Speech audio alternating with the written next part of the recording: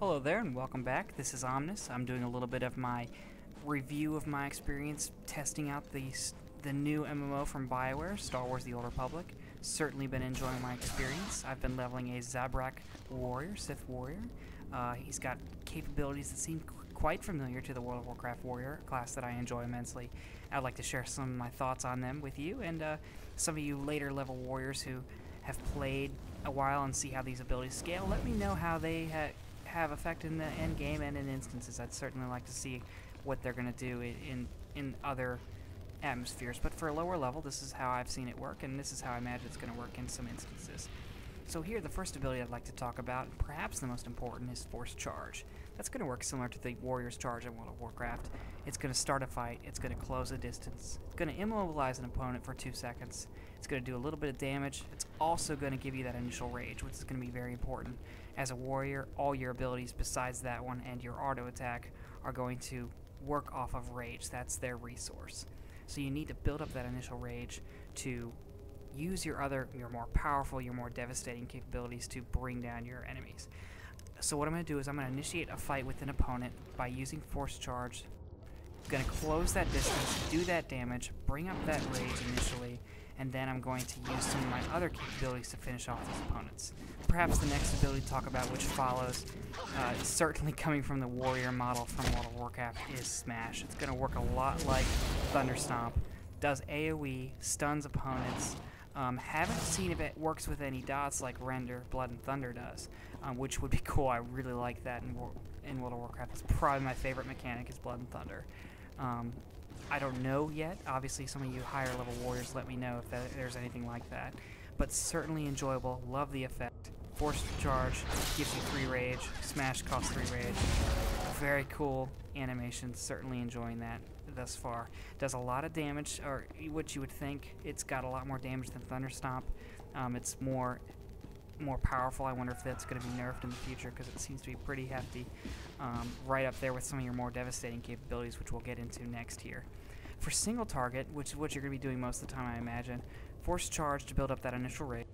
And then I have 2 single target capabilities which seem to do some damage. We got Vicious Slash, which costs 3 rage. It does about 100 damage on average here. Then we got Force Scream, which is going to cost 4 rage, so it's a little more expensive, but also more devastating. As well as it doesn't do normal damage, it does force damage. 129, the most powerful ability at this level. Certainly interesting because it does force damage, the only ability I've seen thus far as a warrior that does. It's going to do a lot of damage, but it's also going to be very expensive. So you got to weigh out whether that's important for you, if you need to conserve that rage, or if you can just waste it. So, waste an opponent by using that. And all the abilities that we've talked about thus far have been offensive, have been how do I devastate my opponents. But if you're playing a warrior for the reasons that I am, I want to tank just like I did in World of Warcraft. So what I want to know is, what do I do that's defensive? What do I do that's going to make me stay alive as a tank? Well, we have something for that, and this is pretty early. This is your first cooldown. It's called Saber Ward. It's going to decrease the damage that's done to you. So I'm going to show you here. I'm going to initiate a fight with these guys over here. I'm going to let them attack me for a little while. You'll see that they're doing some damage, and as a tank, you want to take as little damage as possible. So I'm going to go ahead and pop my cooldown here. It's going to decrease the incoming damage that I'm taking. You'll notice these numbers go down a little bit here.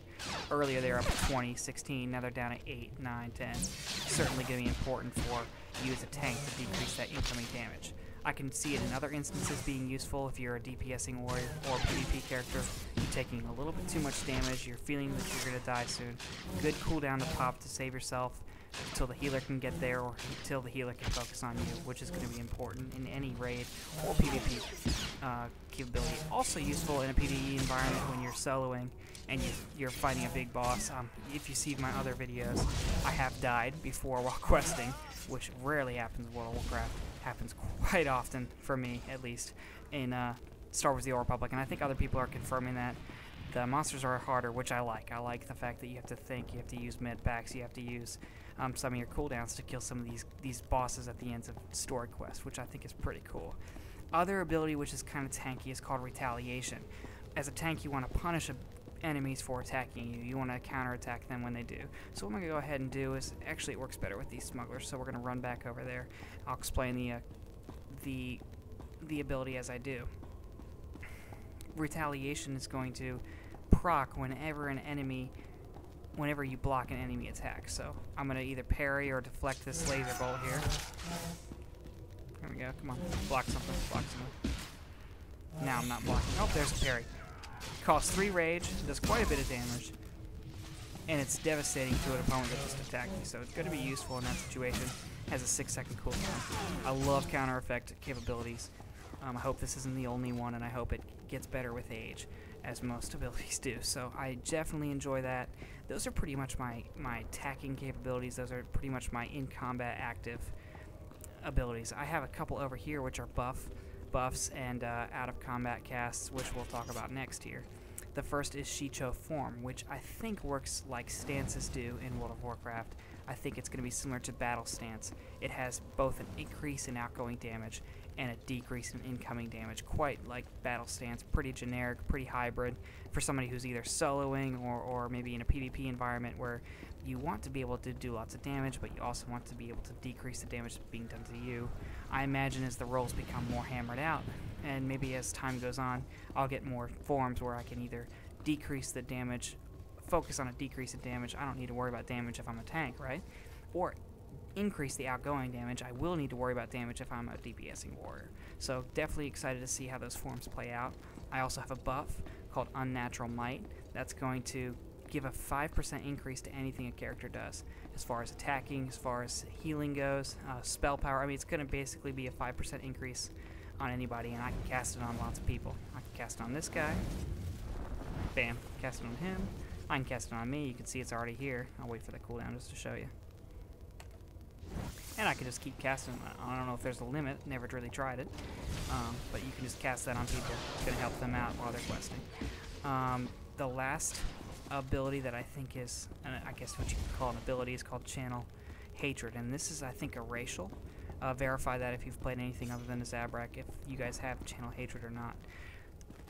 What it's going to do is it's going to allow me to heal outside of combat, much like the cannibalism of an undead character in World of Warcraft. Except that you don't need a corpse, and it has no cooldown. I'll show you here in a second.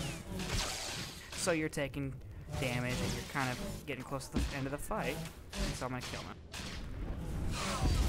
And then, it does this every once in a while where I just get all my health back. I hate that.